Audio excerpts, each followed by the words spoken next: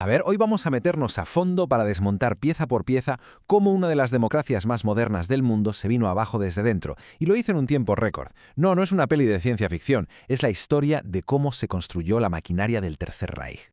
Siempre pensamos en las democracias como si fueran fortalezas, ¿verdad? Algo sólido, casi indestructible. Pero la historia nos enseña una y otra vez que hasta la estructura más fuerte tiene sus grietas, su punto de ruptura. Y una vez que se llega ahí, todo se puede derrumbar. Y esa es la gran pregunta que nos va a guiar. Vamos a tirar del hilo para entender no solo qué pasó, sino cómo una serie de jugadas muy calculadas en un momento de caos total provocaron el colapso de un país entero. Venga, empecemos por el principio. Todo gran golpe de poder necesita un catalizador, ¿no? Un evento que sirva de excusa perfecta.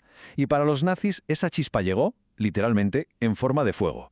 El 27 de febrero de 1933, el Parlamento alemán, el Reichstag, arde por los cuatro costados. La reacción del régimen fue fulminante. Lo usaron como el pretexto ideal para echarle la culpa a sus enemigos, los comunistas, y en menos de 24 horas, ¡zas!, suspenden derechos básicos como la libertad de expresión o de reunión. Fue la primera ficha del dominó que tiraron, la que lo desencadenó todo. Claro, una vez que tienes el botón de emergencia en tu mano, el siguiente paso es asegurarte de que nadie más pueda ni acercarse a él. Y aquí es donde la partida política se convirtió en un jaque mate en toda regla. El proceso fue quirúrgico. Primero, fuera todos los demás partidos y sindicatos. Es como si en un videojuego online un jugador consiguiera los permisos de administrador y empezara a banear a todos los demás del servidor. Segundo, eliminar cualquier amenaza interna, como hicieron en la brutal Noche de los Cuchillos Largos. Y el remate final, cuando muere el presidente Hindenburg, fusionan los dos cargos más importantes del país en uno solo, el Führer, el líder supremo. Y lo que te deja helado es la velocidad. En solo 18 meses, año y medio, Alemania pasó de ser una república democrática a una dictadura de partido único. El sistema no se rompió, no. Lo hackearon por completo desde dentro.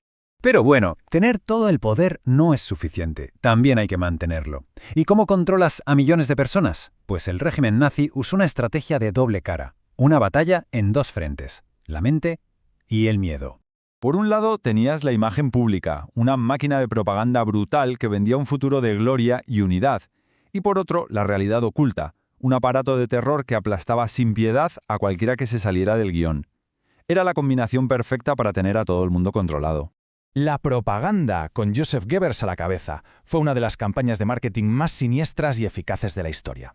El producto era la ideología nazi, y el objetivo era crear un culto total a la figura de Hitler. Lo controlaban todo, la radio, los periódicos, el cine. Los famosos desfiles de Nuremberg no eran solo desfiles, eran espectáculos inmersivos, coreografiados al milímetro para abrumar a la gente y hacerles sentir parte de algo grandioso. Y claro, cuando la persuasión no funcionaba, entraba en juego el terror en estado puro. Las SS y la Gestapo eran los brazos ejecutores. Pensemos en ellos como una operación de acoso y derribo a escala nacional.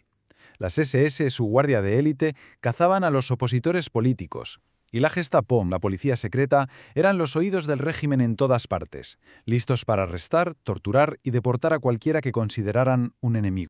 Vale, pero un sistema así necesita gasolina para funcionar, un motor que lo mueva todo. Y ese combustible tenía dos componentes clave. Una ideología racial que señalaba a un enemigo común para unir a todos los demás, y una economía puesta a tope para la guerra. Lo que pone los pelos de punta al ver esta cronología es lo sistemático que fue todo. El horror no empezó de golpe, empezó con pequeños pasos, y cada paso estaba diseñado para que el siguiente pareciera normal. Primero les prohíben trabajar en ciertas cosas. Después, con las leyes de Nuremberg, les quitan la ciudadanía. Y esto va escalando hasta llegar a la violencia pura y dura, como en la Noche de los Cristales Rotos. Y para que esto no se quede en algo abstracto, este número lo hace terriblemente real, 26.000. Esa es la cantidad de hombres judíos que fueron enviados a campos de concentración justo después de la Noche de los Cristales Rotos. De repente, las leyes se convirtieron en personas, en vidas destrozadas. Y toda esta escalada de odio tenía un destino, un plan. La solución final. Es un término que hay que conocer porque fue el eufemismo, la palabra bonita que usó el régimen para ocultar su plan de genocidio sistemático. Fue la conclusión lógica y terrorífica de años de ir deshumanizando a un grupo de personas. Y mientras todo esto pasaba, en paralelo, la economía parecía ir como un tiro. El régimen eliminó los sindicatos, se obsesionó con producirlo todo ellos mismos y, lo más importante, se puso a fabricar armas como si no hubiera un mañana. ¿El resultado?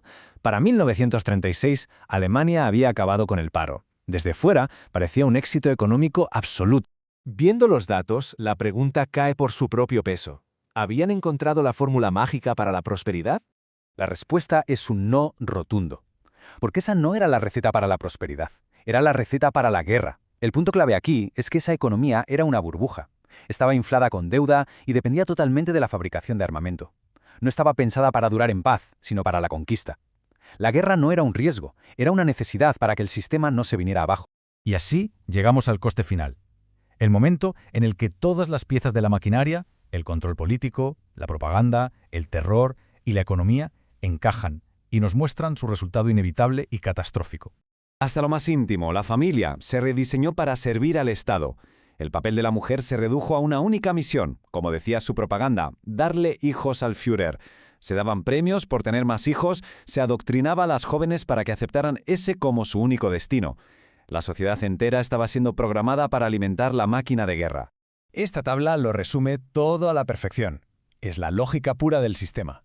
Cada táctica tenía un objetivo, y cada objetivo llevaba a un resultado inevitable.